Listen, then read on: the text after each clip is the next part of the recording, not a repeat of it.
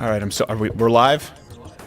I'm not hearing you there, Quarter Black Garrett. 2, 3, 4. There we go. Are we good to go? Yeah, Audio good weight, to go. are we good? We're good. All right, I didn't hear you. Is half Asian lawyer Bill Richmond, is his mic live as well? It is. Okay, good. All right. Listen, this is something that's a little bit more impromptu, so we are live. I can confirm that. I can say that and I'm not lying. Yep.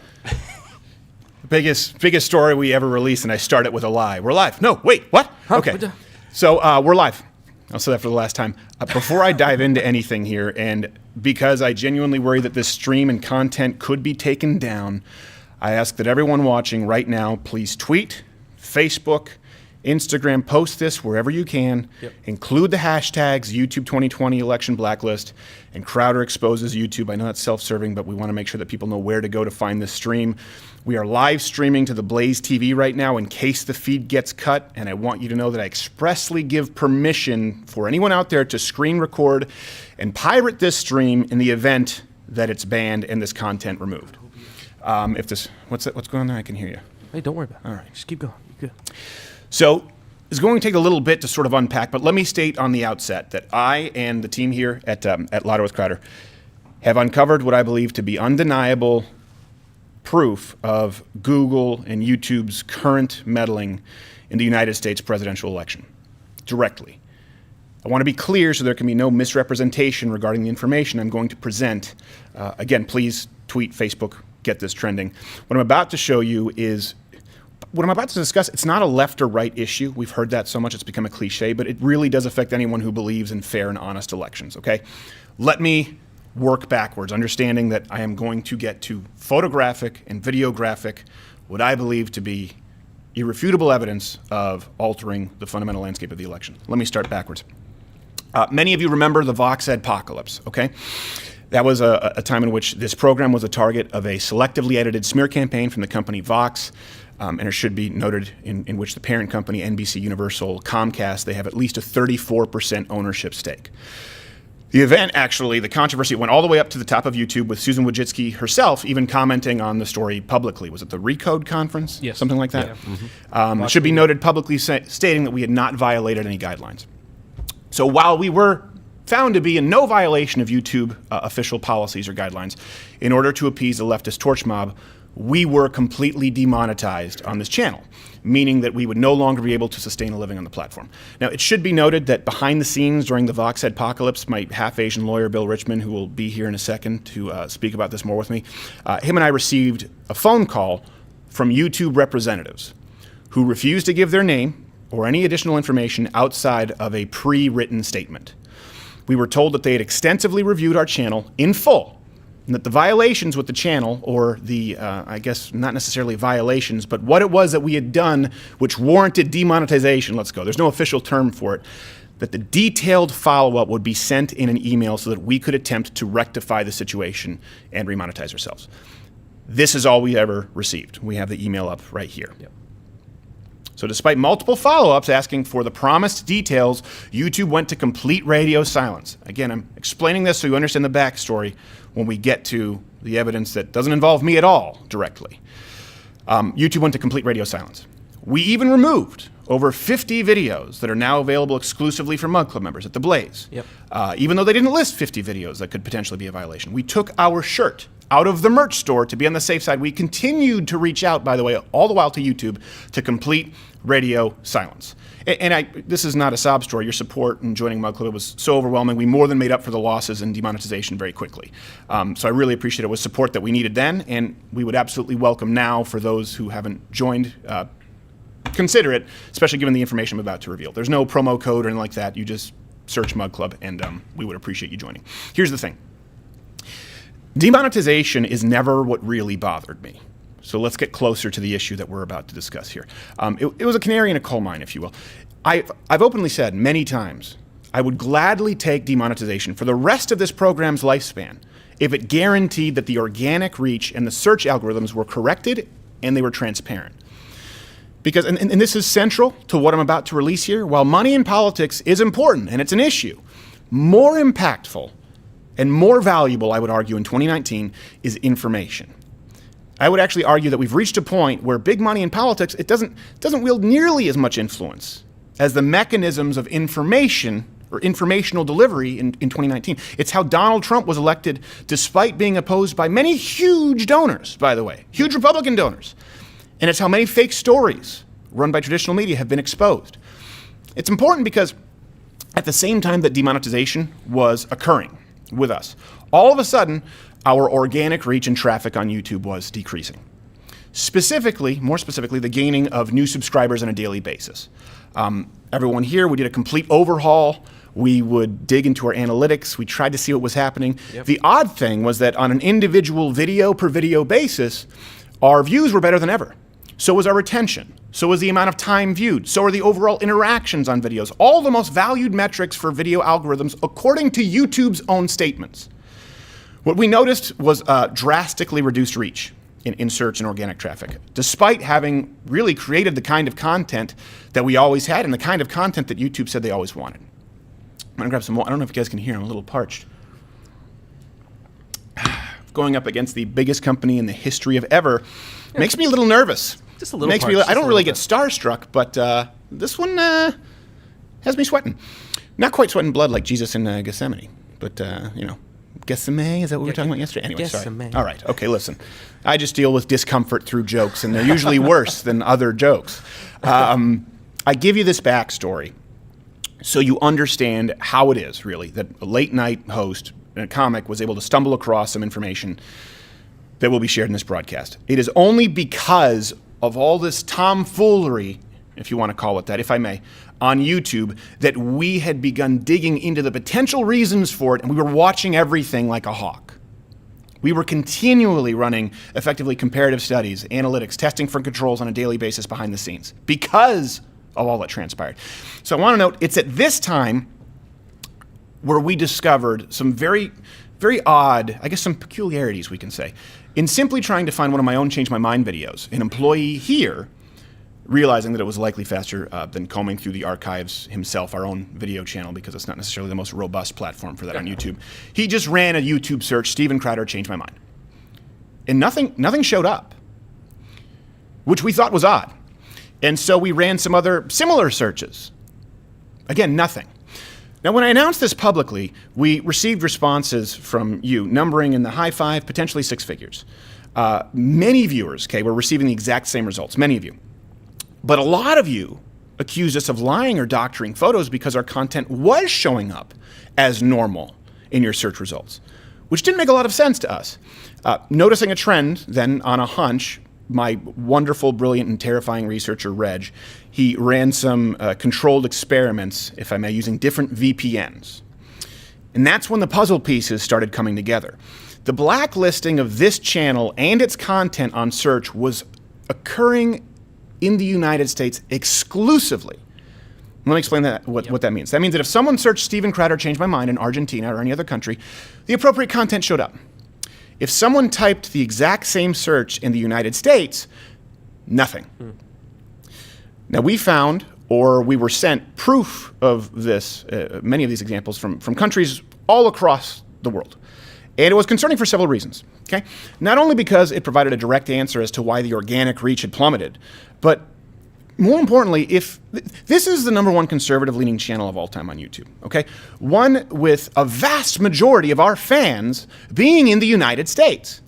Right. And one that has hosted not just a few, but many national presidential candidates as well as political figureheads. This week, I think we have Rand Paul on the show. So why would YouTube do this? How could it be an algorithm? And this is going to get to more of the direct evidence of the current election, but I want you to follow the story here. This is why we are in a unique position to uncover this. Didn't intend for it to happen. We just wanted to find out what was screwy about our channel. So how could it be an algorithm? And if they were doing this, by the way, to the largest conservative presence on the platform, YouTube, despite in their own words they found no violations of policies on our part, what could this mean for the political landscape of America, more specifically the 2020 elections? Okay, I expressed these concerns in a cell phone video, a flippant cell phone video, making sure to communicate that at the time I didn't have any evidence available to me of this occurring to anyone else, but I encouraged everyone out there to send in your own test results. And I also expressed my concern in potential election engineering. So this is several months removed from the Vox adpocalypse, a cell phone video. After this, for the first time since the Vox adpocalypse, I was immediately contacted by YouTube. And this time, not by faceless, nameless people reading a statement, but representatives in positions of power who were looking to try and ameliorate the situation. Which, of course, I found odd. Why reach out to us now? Why did everyone refuse to talk to us when we were at the center of this national scandal that the CEO of your company had to address publicly when our livelihoods were on the line? Why did we receive complete radio silence? And now, because of a throwaway cell phone video, direct contacts to the higher-ups and assistants with our channel? Seemed really odd. But wanting to act in good faith, we opened communications while we were still conducting more research experiments behind the scenes. And usually the excuse that we often hear, and that you'll often hear from YouTube, is that all of these results are based on algorithms. That's kind of been the crux of this, is these algorithms are designed really to best serve the most relevant content to viewing audiences. That's the constant defense. Obviously, that didn't add up in our case, when people couldn't find our content exclusively in the United States. So after the initial call, the contacts at YouTube were kind enough to switch the status of our channel to show I believe it's called the prominent user interface, if I'm not mistaken. And that includes a channel card, which identifies our channel, and a link to the subscribe at the top, along with our videos and suggested links column. Yep. And we were notified that not everyone had gotten this, including some other prominent channels. This is important because it proved two things. One, for the first time, someone at YouTube was actually paying attention, and more importantly, two, that ultimately there was a person, or is a person, at YouTube who can make these kinds of calls, or at the very least can correct and guide them, as was the case with our channel. Finally, this brings us to some evidence that we just stumbled upon as it relates to the current DNC primary election. So many of you have probably guessed where this is going. A lot of you may not, but let me start this with Tulsi Gabbard already has a pending lawsuit with Google/YouTube Alphabet for what she perceives as unfair treatment. Now I want to let Tulsi Gabbard explain the case in her own words first. I know that you had some problems that you are contesting. Google did not treat you fairly after the last debate. Yeah. Tell us about that. Look, in the first debate, I was on the first night and I was the most searched candidate of that event. Unfortunately, Google chose to arbitrarily block our Google Ads account for several hours at the time that was most critical for our campaign. I'm suing Google for taking that action. They've provided no valid explanation for why that was done. There was no wrongdoing or problem on our part, not because of me, but because of this monopoly, this power that these big tech monopolies have to simply shut out people arbitrarily. This is a threat to our freedom of speech, and it's an important thing for us all to stand united in calling out and to protect, because whether you're a Democrat or Republican or on the left or on the right, for a big tech monopoly to have this power, this affects all of us. Okay, and let me be clear, I don't really agree with Tulsi Gabbard on a whole lot. I wouldn't vote for her if she were the candidate for president, but I can still tell right from wrong. Her lawsuit, let me be clear about this in case you didn't fully grasp it, it centers around her being blocked out from Google AdSense accounts. Now what that is an advertising arm run by Google and YouTube, allowing you both to create and pay to promote ads or videos, as well as receive ads on your channel. Okay, two things here. One, I've also experienced the exact scenario that Tulsi Gabbard is describing. We've run ads here on YouTube for years. Okay, now what kind of ads? We've really only run ads where we run our videos as pre-roll ads before other videos, right? You know, where you can click skip ad, but although people don't skip, we just run our videos. We've been doing it for a long time. I was approached by YouTube to do this. We don't run as many ads, of course, as NBC, Universal, or Disney, Viacom, Vice, but we do what we can. Now, many of the ad campaigns that we've run here on YouTube through Google AdSense were actually engineered by YouTube employees themselves, again, who reached out to me and taught me how to create these ads and encouraged me to spend more money on these YouTube advertising campaigns. But at some point, they decided that these campaigns, the ones they initially created, were now a violation of policy and began locking them out. Not only that, But even though I was told the exact opposite, I had clearly been blacklisted from promoting any of my videos on the platform here. So again, I ran some tests behind the scenes, and I tried to pick the most vanilla milquetoast examples I could find of my videos, and I attempted to promote them as ads on the platform. Like this long-form conversation, I think, is one with climate change original Greenpeace member Patrick Moore.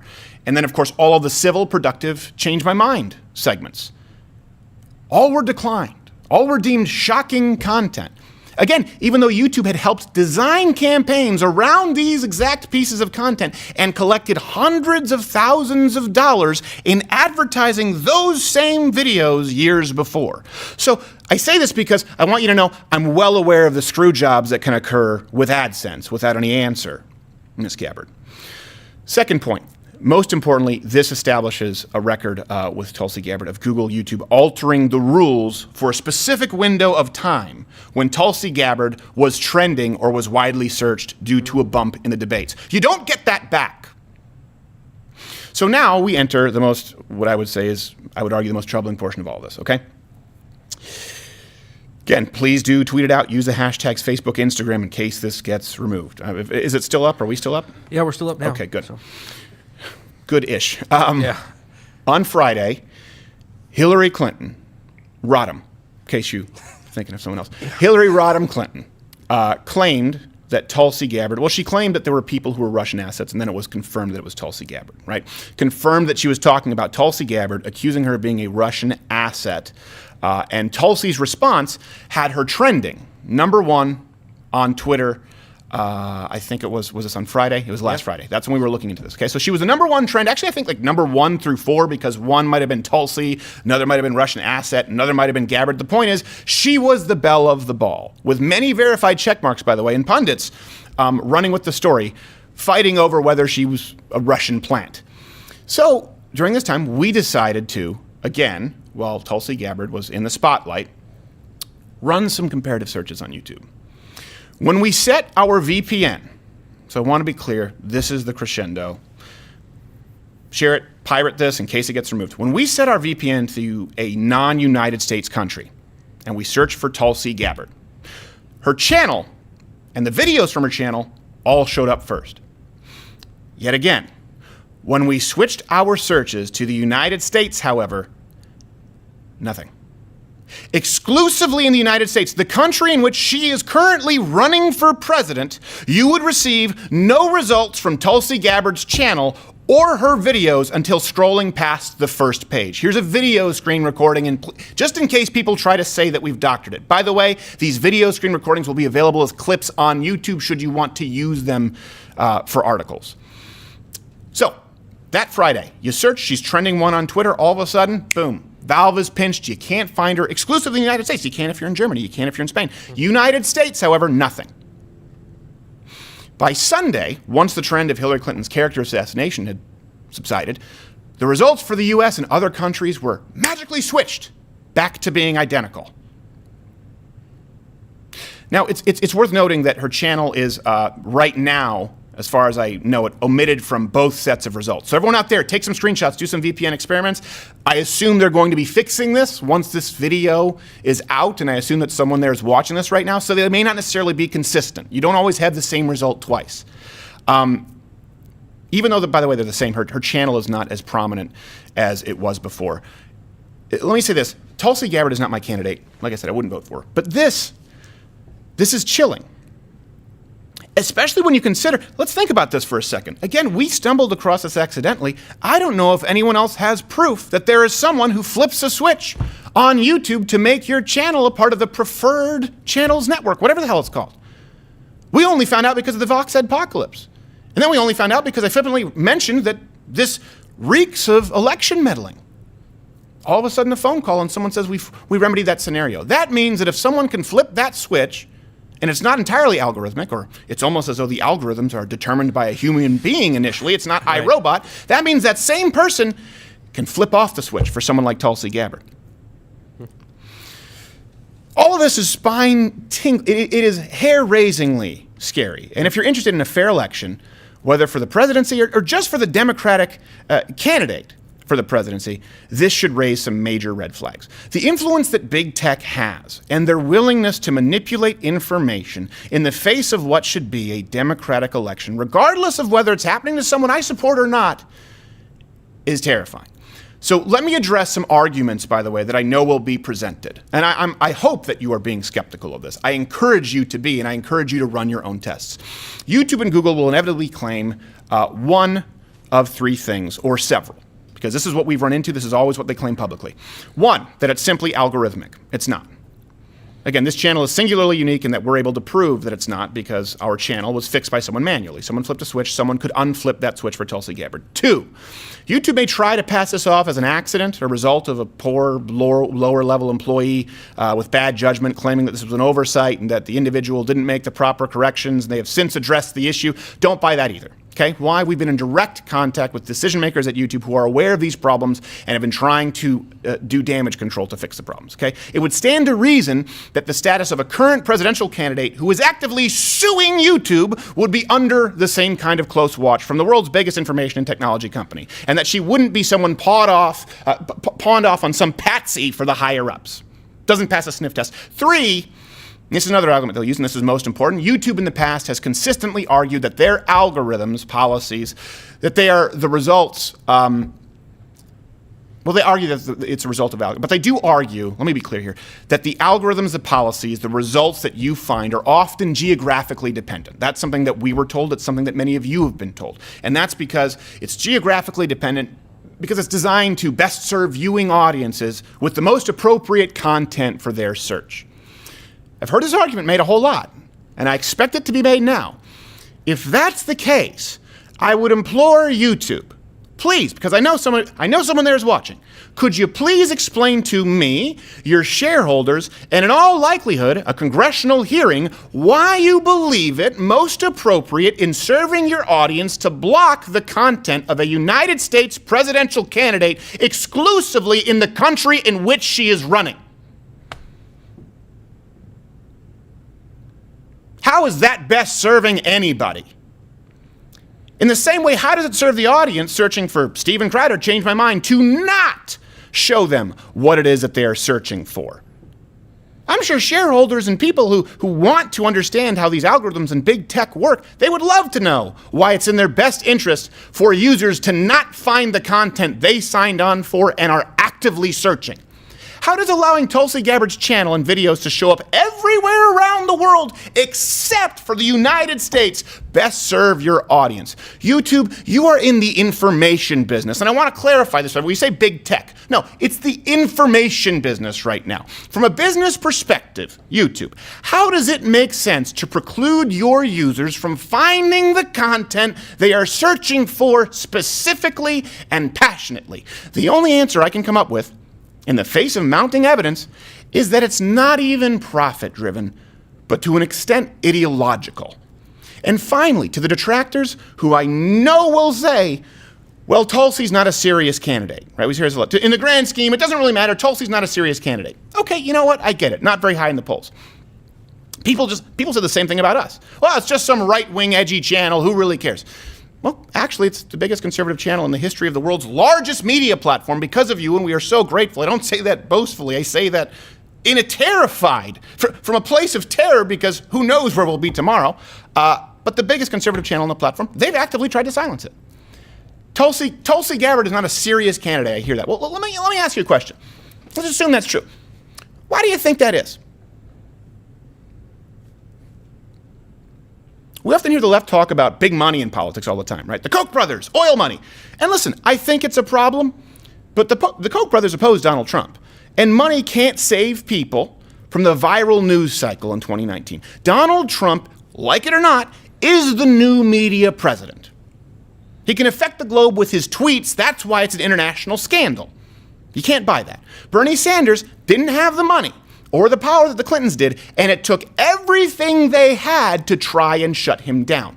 Why? Because of the radical new media landscape. Information in 2019 is more valuable in elections than money. And right now, I am confident in saying that Tulsi Gabbard is being barred from access to or delivery of necessary information. Sure, listen, we don't know whether Tulsi Gabbard can get the votes and be a winning candidate. I'll give you that.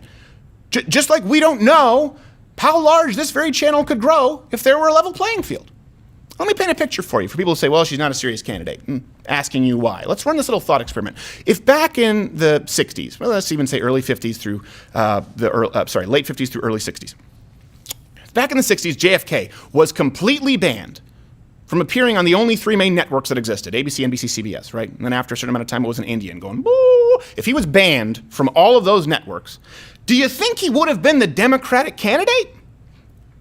If he had never been allowed to appear on those networks which reached, I think, 28 million homes, that was about, we have the source here, 60% of United States households, do you think that he would have had the same fan base? Do you think he would have been a serious candidate on everyone's lips? I would argue likely not. Well, let's compare that. YouTube has 2 billion monthly active users and is used by 73% of United States adults. Google has a 90.46% share of the market as it relates to searches conducted online worldwide. It is far greater than the influence of every television network combined in the era of JFK or Nixon. Make no mistake, okay? This is the most powerful information company on the face of the earth today and likely to have ever existed. And they've repeatedly shown an inability, an unwillingness to invite, to engage, and sometimes they ultimately just block people from even having a seat at the table. We often hear folks say, and this has become a catchphrase, like I said earlier, but in this instance, I think this is accurate. It's truly not a left or right issue. This is a fundamental issue that relates to the state of our republic. And I would hope that everyone, from the Young Turks to their subsidiaries, to Seth Meyers, to John Oliver, to folks in the Yang Gang, even the Tulsi Gabbard followers themselves, who I know have been asking questions if she's been getting a raw deal, hopefully this helps you. I would ask all of you, with whom I have very little in common, to see the gravity of this situation, and in this instance, come together to demand answers and transparency from the world's largest information company as it relates to free and fair elections. I will await YouTube's answers with bated breath. Sorry it wasn't all that funny because I had to make sure that I got this out and that I didn't say anything that held me legally liable. That's why my half-Asian lawyer, Bill Richmond, is here. Are we good, sir? Yeah, so far. All right, so far. And please do, again, keep this going. We have some videos right now right on Twitter. Quarter Black Garrett, we had this prepped. We did our due Twitter's diligence. And the hashtags are? Hashtags are Crowder Expose YouTube. And I believe it's YouTube 2020 election blacklist. YouTube 2020 election blacklist, and Crowder exposes YouTube. So I want to make sure that you keep that going. These screenshots will be available to everyone. And to those who were asking, we said, listen, we think we're on to something. A lot of people behind the scenes. I know half-Asian lawyer Bill Richmond had to deal with this. Poor guy was pulling his hair out, but he's got a thick mane. Oh, can you get it to us? We said, no, if we get this info to you now, it's going to go public, and someone else is going to try to run with it, and they might not get the story right. So, yes, it's been a very stressful few days, but half-Asian lawyer Bill Richmond, your thoughts? So I think that people don't necessarily, if you kind of sum everything up, you've given them a lot of information in order to be clear and to be detailed. And to really boil it down, Tulsi already publicly knows and has been publicly fighting since July when she filed her lawsuit against Google and YouTube to say that they had been screwing with her on the Google ads side. And knowing that the ads are the way that in this market, in this current economy, in our current tech world, how we communicate to voters, whether you're on the left or the right, whether you're Republican or you're a Democrat. And she already knows about that. And that's the same thing that we've had to deal with in terms of our own ads being removed and unable to actually do the kinds of things that every other platform is able to do with no clarity on the violations. So what the other parallels that we had here, and again, that's what kind of led to where we are now, is being able to see that not only is it ads and ads, her ads are ads, but it's also search for her and search for us. And that's the most incredible part about this is, when we looked at it and we were very skeptical, to say, hey, how could this be true? The spotlight is on them. Why would they continue to do this? And so again, there's someone there. The kind of back and forth action makes it clear that there is a person making the decisions. And I think your point is very, very key. It's actually mentioned in the amended amended complaint filed by Tulsi Gabbard in her lawsuit against Google is that algorithms are written by people. Right. They are written with an intended result. They see the results, and their job is to monitor the results. So if anyone's out there thinking, well, with all eyes on them, surely they didn't intend to screw with Tulsi's campaign, and to screw with her ability to rise in the polls, to screw with her ability to communicate to people on both sides of the aisle about her candidacy for the Democratic primary ticket. One still has to put the blame back on these companies for not taking the action that they could. It would be kind of going back to that first case that we dealt with together with Facebook. Remember, it wasn't, up at the top, they were saying, well, we had no idea that there was this group of contractors who were supervised by employees that had a written policy that included a blacklist, and you happened to be on it, and, but it was an accident, right? Well, clearly in the years that's happened, that excuse no longer makes sense. For people who don't know, that was was it Engadget or Gizmodo? Gizmodo. That's how Half Asian lawyer Bill Richmond and I initially met. Was there was a list of people on Facebook to throttle, to make sure that their really, I think this was a list to make sure that their content wasn't trending. And it was like Breitbart, Drudge Report, some conservative organizations, and yours truly, for some reason. I'm going, well, this is really bizarre. Yeah. And I reached out to Half Asian lawyer Bill Richmond. The thing is, at that point, they didn't argue it at all. They just argued that, well, these were some rogue employees who did it, and we've corrected the problem.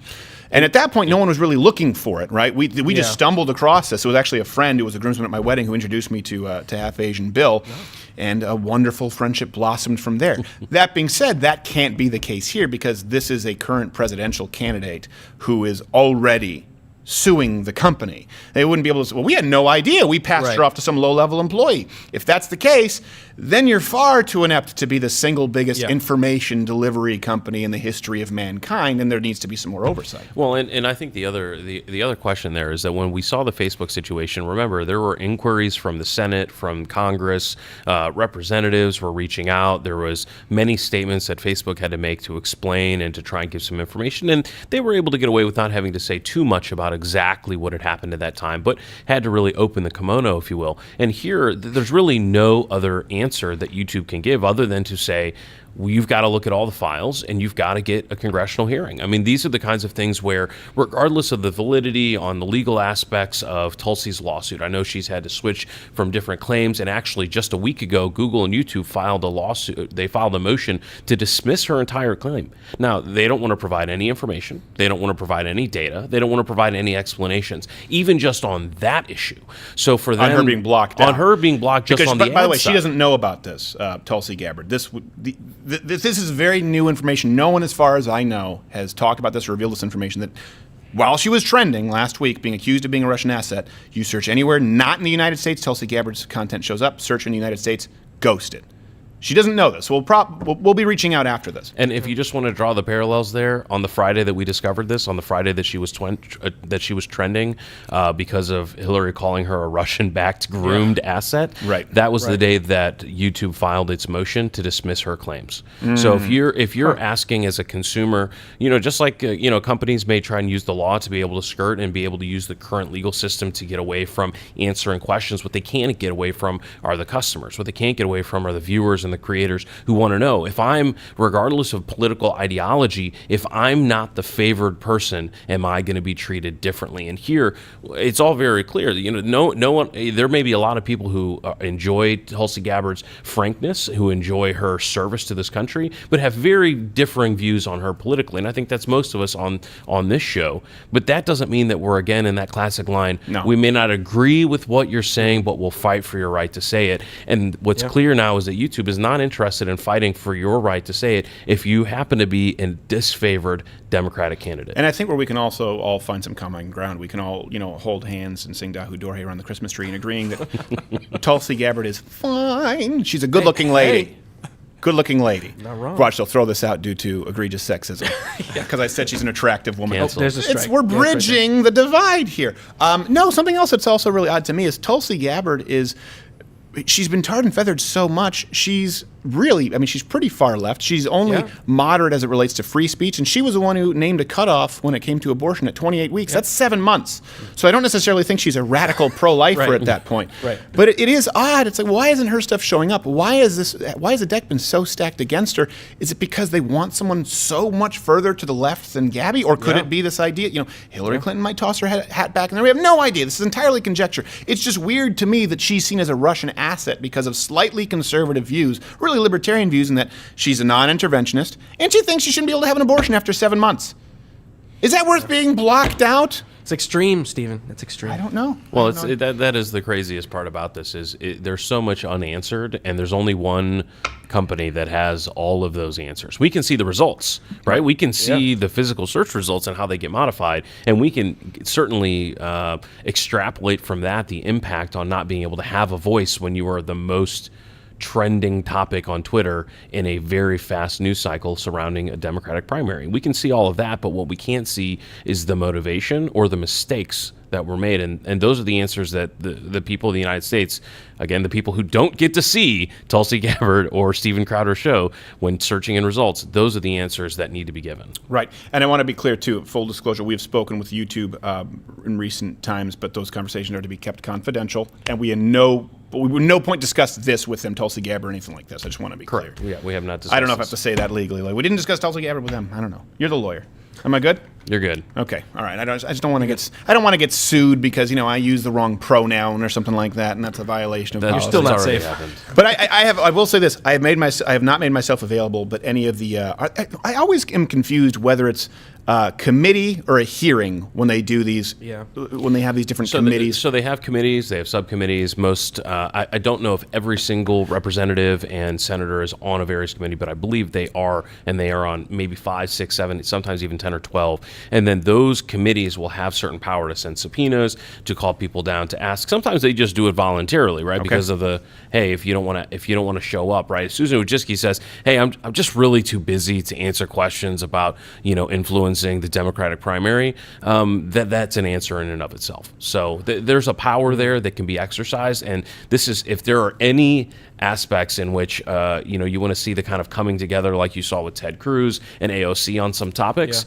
These are the kind of topics because every side has these questions. Well, and I want to be clear, we haven't been available before, but both myself and half-Asian lawyer Bill Richmond will make ourselves available if you need us to. Would it be testify? Is that what it is at these points? It could be Testify? maybe under oath, maybe otherwise. So. Okay, well, I want to make sure that you guys understand, to anyone who might be watching. Again, we've hosted politicians here on this show, senators, congressmen, people who have run for president, who might be running for president. There is no one out there who has had the same kinds of conversations, relationships, or the overall plethora of evidence that we have as it relates to YouTube, because we've had to deal with it on the AdSense side, we've had to deal with it on the organic search side, we've had to deal with it on the demonetization side, and because of this, we have been aggregating so much research over the last several decades. We want to be clear, this is not us going, oh, it's censorship. That's not what we're talking about here. We are talking about dishonesty and misleading business practices as it relates to our case. As it relates to Tulsi Gabbard right now and this new evidence, and we are going to be searching for more, we encourage you to search for more and send it all to us. It is very disconcerting to see the amount of power that can be exerted over, if you want to call it just the election, but I think this goes far beyond the election. It goes to a shifting cultural political landscape. Yeah. Really, it's let's get rid of the top conservative channels that exist. And then let's get rid of the moderate Democratic candidates. I'm not saying this is exactly what's happening, but I am saying that undeniably, you look at it, is so odd, and there is no answer for why our content would show up in countries not called the United States, and why a United States, I always forget, Tulsi Gabbard, Congresswoman, Senator. Congresswoman. I think she's a congresswoman. If I get that, she's yes, okay, representative. Why a United States congresswoman would show up in Chile and not the United States. None of the excuses we've heard thus far would work. It's algorithmic? No, it's not. We're the only ones who would have proof that it's not for a lot of these. The idea that it was an oversight, low-level employee? No, it's not. She's suing, and you guys filed a motion to try and dismiss this lawsuit. So it's obviously on your radar. Then it's the idea that you want to most appropriately serve content to people who are serving. Well, how are you most appropriately serving the audience by not showing them the results from a sitting representative right now running for the United States presidency exclusively in the United States? None of those work. These are the excuses that have been trotted out before. My guess is they'll probably say, oh, you know what, it was a glitch. That's still really bad. If you want to say that we faked it, Great. We welcome that too. I really just want to hear some answers at this point. We all want some answers. And there's a very small window of opportunity here to get this right. That's why I want to be clear. We've been talking about this for a long time, our interactions with YouTube and our legal issues and run-ins, that we've tried to play long ball and be as transparent as possible, be as amenable as possible, as compromising as possible when appropriate. But right now, if there is something happening tipping the scales of the election. And this is so odd. We stumbled across it's the specific example that you out there thought had been going on. Last election cycle, it was Bernie. You thought that the establishment was colluding against Bernie. This go around, Tulsi Gabbard almost boycotted the last debates because she thought they were treating her unfairly. And a lot of you echoed that sentiment. I can tell you whether people are treating her unfairly, okay, that remains to be seen. As far as how it relates to the information delivered on the platform, she is absolutely being treated unfairly. Yeah. And I don't want any of these people to be president. I want to be crystal clear. Some people think because I've said that Tulsi Gabbard is hot that I want. No, I don't want her to be president. I don't. I'll absolutely pull that lever every day for Trump and twice on Sunday. But I want, and this is a big thing too, I want it to be an honest win when President Trump beats whatever candidate it is. And I want that national election, that general, to also be honest. I don't want Democrats to not be able to get a candidate. Say what you want about President Donald Trump. He was the candidate people wanted. You can't say that he was pushed by the Illuminati or the Koch brothers. None of them liked this guy. They all thought he was going to burn it down. It's the first time you have Republicans who went never Trump, right? There was a huge divide. He is the candidate that the people wanted, and the people who voted for him love him. Even though I disagree with Democrats, liberals on almost everything in 2019, not back to JFK, but today, I still want you to be able to have the candidate that you have selected through a process that should remain untainted. I want it to be an honest win, not a cheat. You know, I think one of the questions that we were looking at, and that I know you've been kind of doing some research on, if you can recall the numbers, comparing the Russian meddling scandal to this. Right? Yes. And I think from just a sheer dollars comparison, it was a few $1,000s of ads from Russian assets and actual Russian assets. Yeah. Trying to influence the I election. think Reg can probably get that to me. Reg, I know you're in the other room. I think it was 3,000 something. And so you compare $3,000 and $3,000 of ads for Tulsi Gabbard would be the ads that she would probably run in just a few minutes trying to reach the platform of a Democratic candidate for this primary. And so when you compare those different numbers and you look at the impact here, there is a incredible question. And that's one thing that's interesting. In that motion that YouTube filed, they talk about, well, she admits that it was just a few hours. Well, just a few hours in a 24-hour news cycle, it can be a lifetime. I mean, that can be millions of views. That can be millions of messages. If it's a few hours after the debate, it's not even close. Exactly. And comparing the circumstances there and how, conveniently she's back up on Sunday while everyone else is watching football or at church. Yeah, well, especially actually even right now, we're top 10 trending, I believe, in the United States. You can't buy that. I guess you can. I guess Samsung has, but they spend a ton of money and it doesn't last very long, and then their phones explode. The point is, this kind of overall publicity, right, is something that people can't necessarily buy. I'm pretty confident in saying it was $3,500 in ads, Russian Facebook ads. How much do you think? Let's do this. How much do you think Russia would pay if they could guarantee that a candidate who they saw as the greatest threat, let's just say for an example, I'm not saying Tulsi Gabbard is the greatest threat, no people are going to say, plant, just stop. If someone let's remove the Russians, let's say it's the Chinese, sorry, half Asian Bill. If someone wanted to stack the deck of the election, right? How much do you think they would be willing to pay to guarantee that the most threatening candidate was not turning up in any organic search algorithms? I'm not talking about just shutting Tulsi Gabbard out, and us, by the way, but Tulsi Gabbard out. This is Tulsi's party. It's not us. We'll come back. We have some more info for you eventually on stuff going on with our YouTube. But right now, it's about Tulsi. She's earned this. Yeah. How much would you think that these people would pay to ensure that, let's say, Donald Trump, Hillary Clinton, whoever it is, doesn't show up when you search for them? It's a transaction, okay, behind closed doors. It could be, I do not want Donald Trump to show up in search. All right, well, what do you want to pay for that? Do you guarantee that he won't show up if someone search his name in United States? What if they search it in Germany? I don't give shit about Germany. What about in Dagestan? I don't give rats ass about Dagestan. But if search in United States, how can you guarantee me that their channel will not show up for at least 1 or 2 page because we have numbers that show people do not search beyond first page? And if YouTube said, we guarantee you that Donald Trump, or we guarantee you that Tulsi Gabbard will not show up, I will pay, insert how many millions that you want here. At least 8 figures? Yeah. And you add that up, the totality of the election span? That's absolutely insane. We're not just talking about blocking her out from running ads, which everyone else can do. We're talking about the organic algorithms tipping the scales against her. And the worst part is you're fighting ghosts. You're fighting ghosts, and there's no accountability. They don't have to answer. It's amazing to me that they don't. Can they legally, with Tulsi Gabbard, would they legally be able to dismiss it and just not provide any answers as to why she was blocked out from advertising? I mean, there's a judge who's going to look at all the arguments, make the decisions.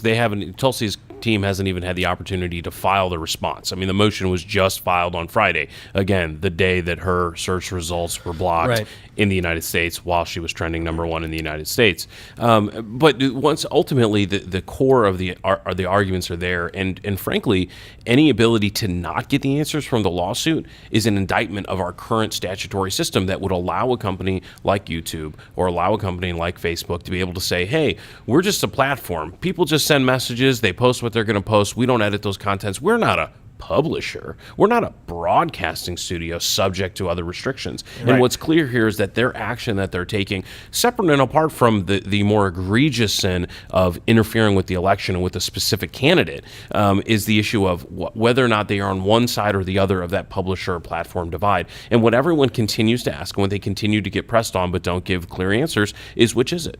Just pick one. I almost don't think, I mean, this is me, and I'm not a lawyer, but the fact that Google and YouTube host debates themselves seems to me that would enter the equation. That they're no longer just a neutral platform where people tend to go to watch debate streams. When it's actually hosted by Google YouTube and people are sending in questions from Google YouTube. That's why Tulsi was going to protest the last debate, because she was saying she thought she was treated unfairly by Google. That's got to open the door to some higher standard. I think all of those different factors go into play because it's a pretty complex analysis to decide, are you on one side of the divide or the other? But when you add all of this up together, it creates a scenario that's hard to deny. When you're determining what ads are going to be placed, when you're determining what people can say, whether they're advertising a business or not, or it's political ads, if you're changing what people can find and how easy it is for them to subscribe or get notifications, if you're making it difficult for people to be able to find you in search results or to find you in suggested feeds, I think by definition, somewhere along there, you cross the line into being an editor. Right. And when you've edited the content and you become an editor of content, the whole landscape shifts. And that's not even to get into the idea of the paid partnership program and monetization, where YouTube applies different rules as far as, and I would imagine the same applies in running ads, where they say, well, not everyone has a right to post on YouTube, but not everyone has a right to be a partner, to be paid. Yeah.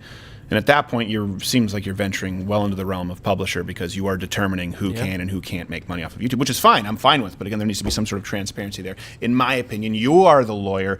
All right, the hashtags, we're going to go. We'll keep you updated. Hopefully we hear something back. Hopefully you hear something back. Look for the statements in the public and look for those 3 arguments that they always make. They don't hold water, that it's just an algorithm. It's not. There's a person. It was some low-level employee. It absolutely couldn't be. Or the idea that the algorithms best serve the audience. You tell me how you best serve the audience by not serving Americans information regarding a current American running for president who's also a current United States representative. Look for those 3 arguments and immediately dismiss them and ask for another answer. And please run your own searches, not just Tulsi Gabbard, not just StevenCrowder, changed my mind, but other presidential candidates, political topics. The only way that this gets out, the only way that this gets corrected is, of course, legally. And like we said, we will make ourselves available for any hearings or cross-examinations or whatever legal terms Bill knows. Yes, what were you about to say? I was going to say, for those who are skeptical, and I know this is going to get out further than just our normal kind of right-leaning or conservative groups, this will hit all the different types of groups in America. In case you're just not concerned about a conservative or a not liberal enough candidate being restricted on YouTube, and maybe you think that's okay, I would ask you to go back and look at the different lawsuits, complaints that were made against YouTube and Google and Facebook for complying with the restriction of LGBT content, of other left-leaning content in countries like Saudi Arabia or China or Russia or other countries like that. The power that they have is acknowledged, They acknowledged using the power, and now we have evidence that they're using it to interfere with an election. Yeah, and I would say I was about to go, and I felt like I was on a roll, but I think that's such a good point. And even though I know it's really easy for a lot of people out there to demonize us because we have a shirt that says "Socialism's for figs," and you say we don't really care, no love lost if we're gone from the channel. For big tech companies who talk about their philanthropy and talk about being able to affect positive change on a global scale. Right, and so it's easy to hate us because you think, well, we make jokes, therefore it must be, if there's a racially charged joke, it must mean that someone is racist, or if we're conservative, it must mean that we're a Nazi, right?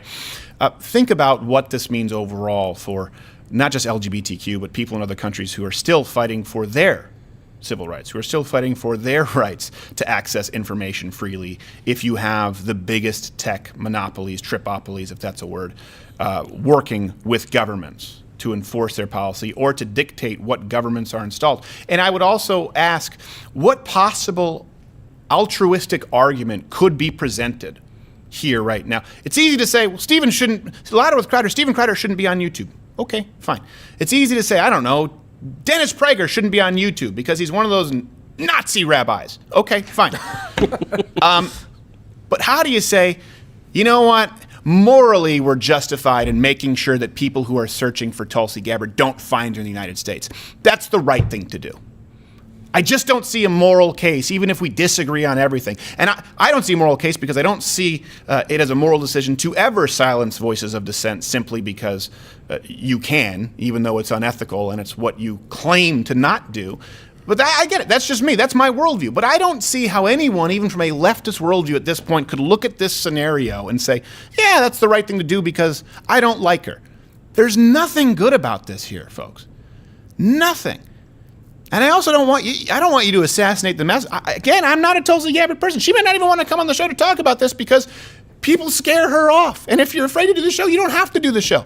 But I want this info to get out to as many people as possible. Please keep it trending, post it, write articles. I know we have is it Crowder Exposes YouTube, and is it 2020 election blacklist? Yep. YouTube 2020 election blacklist. I'll put it up. And I encourage you, comment. We're going to leave this stream up. Anything. Any upside that you can see to this happening right now. I don't. I fail to see it. And I try to. The reason we do Devil's Advocate on this show, and the reason we do Change My Mind, is because I firmly believe if you cannot argue your ideological opponent's position, you have no business holding your own. I can't. I cannot make the case for why any of this is justifiable. And not happening to me, but happening to other people right now, most notably Tulsi Gabbard. If someone can make that case, I would love to hear it. We'll keep you abreast as it relates to our channel specifically and our content. There likely won't be a show tomorrow. I think we have Rand Paul on the program live on Thursday, 8 p.m. Eastern. Thank you so much. I appreciate you being with us. I'm going to go back to hopefully just doing comedy because I'm not a newsbreaker. It's not my strong suit. This fell in my lap, and I didn't want it. All right. We'll see you soon.